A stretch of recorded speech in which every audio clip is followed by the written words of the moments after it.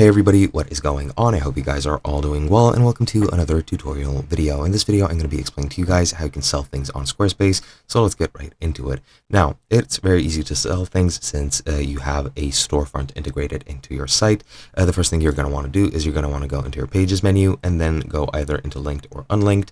I'll go into Linked, click on the plus next to main navigation, scroll down until you see collections and select a store, and you can create a new category or a new store. I'll create a new store. You can select whichever store type you would like. I'll select this one, and now that's going to create a store. I'll just keep it named store 1 because why not? And now we have our store. Now it's going to add some placeholder products that you have. You can keep going with your store setup if you want, and you can set up payments, products, fulfillment, subscriptions, and publishing the store.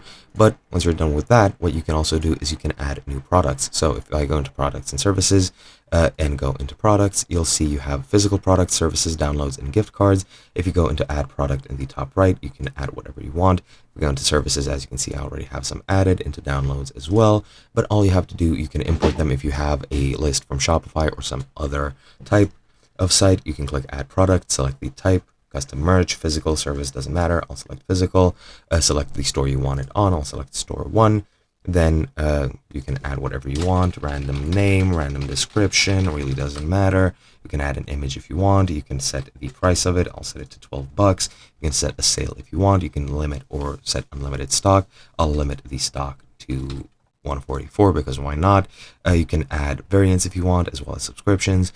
You can add fulfillment profiles if you want, organizations, information, selling tools, etc., etc. You can set up your SEO and URL, as well as social share appearances, and you can also set up the checkout for your product. Once you're done, you can just click save or publish. Save if you don't want to publish it yet, publish if you want to publish it immediately. And if I go into physical, you'll see it right over here, and that's pretty much it. Hope you guys enjoyed, and I'll be seeing you guys in another